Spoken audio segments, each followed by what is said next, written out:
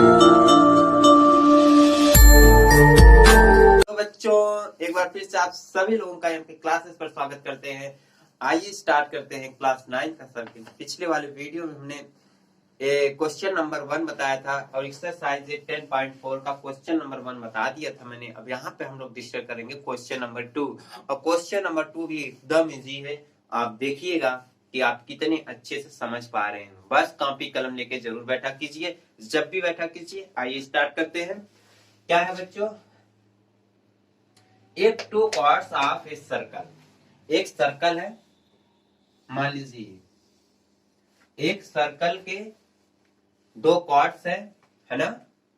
इसी में समझा देते हैं, अलग से नहीं समझाएंगे। एक two chords of a circle intersect. ये दो कॉर्ड हो गए, ए बी कॉर्ड हो गया, सी डी कॉर्ड हो गया, इन दोनों को काट रहे हैं। Prove that the segment of one chord are equal. हमें प्रूव करना है segment of one chord are equal to the corresponding segment of the other chord. ये इसके बराबर bx बराबर dx, ये हमें प्रूव करना है। और दूसरा प्रूव करना है ax बराबर cx।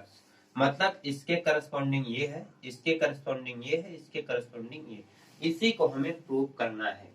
क्वेश्चन अच्छे से समझ गए तो आप अच्छे से लगा ले जाएंगे। फर्स्ट ऑफ ऑल, हमें जब भी प्रूव करना हो तो तीन चीजें लिखनी होती हैं। पहला चीज होता है गिवन। गिवन जो है वो आप लिख लीजिए। प्रूव करना है, क्या प्रूव करना उसको लिख लीजिए। प्रूफ के बाद आता है कंस्ट्रक्शन। क्या हमें अलग से कुछ उसमें बनाने की जरूरत होगी?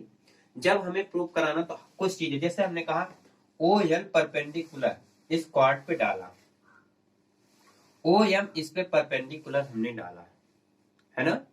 तो ये हमें कंस्ट्रक्शन में अलग से लिखना पड़ेगा। फिर प्रूफ करना रहेगा। प्रूफ क्या करेंगे? अब जब कंस्ट्रक्ट कर दिए तो बच्चों एक ट्रायंगल ये बन गया और एक ट्रायंगल ये बन गया।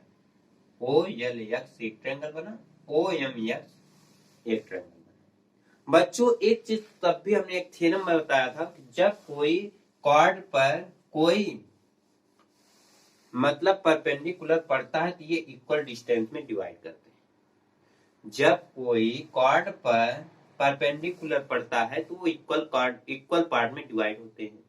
ये थ्योरम कहती है आपका। तो देखिए अब दो ट्रायंगल तैयार होगा। क्या? ओ एल एक्स है ना, ओ एम एक्स। अब आप दिमाग जब परपेंडिकुलर डाला तो angle O L X, angle O L X बराबर एंगल ओ एम एक्स। ये कितने डिग्री हो गए बच्चों? 90 डिग्री। कितने डिग्री हो गए? 90 डिग्री। फिर उसके बाद ओ एक्स बराबर ओ एक्स, क्यों? बराबर कॉमन है। फिर तीसरा पॉइंट हमें क्या मिल गया? ओ एल बराबर ओ एम। अब ये क्यों बराबर है? जब कभी भी हम कॉर्ड पर इक्वल कॉर्ड पर परपेंडिकुलर डालेंगे है ना, वो जितना बराबर ये होगा इसी के बराबर ओ एम, ओ एल के बराबर ओ एम होगा। इसीलिए हमने लिख दिया perpendicular on equal chord are equal. इतना समझ में आया? फिर नेक्स्ट चीज समझते हैं। तो आप कह देंगे ये दोनों क्या हो गए बच्चों? कॉन्ग्रुएंस हो गए। जब बच्चों मैंने कहा ये मिल गया था आपको, ये मिल गया था, ये मिल गया था और 90 डिग्री आर एच एस से आपने प्रूव करा दिया। क्या ये दोनों ट्रायंगल क्या हो गए? क्या हो गए? कॉन्ग्रुएंस हो गए। तो बच्चों जब ये कॉन्ग्रुएंस हो गए तो आप ये कह सकते हैं एल एक्स बराबर एम एक्स। बड़े आराम से कह सकते हैं एल एक्स बराबर एम एक्स। क्यों?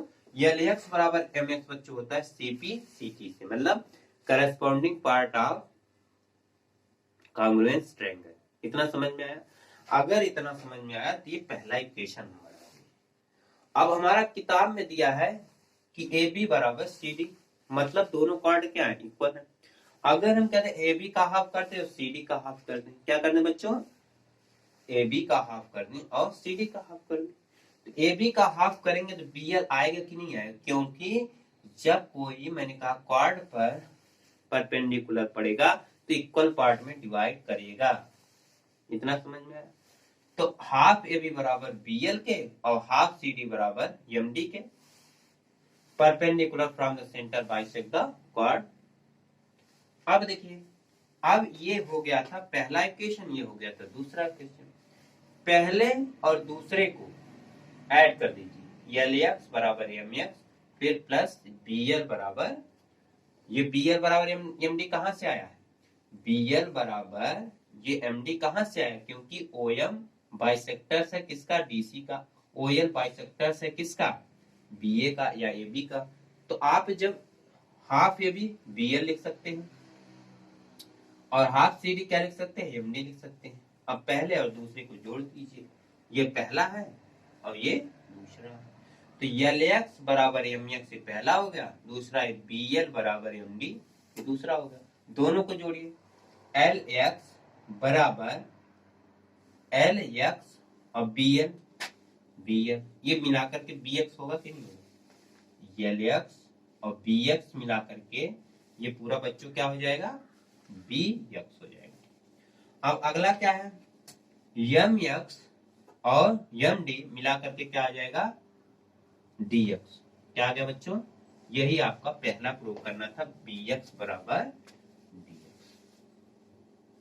दूसरा हमें प्रूव क्या करना था कि ये एक्स ए बराबर सी ए।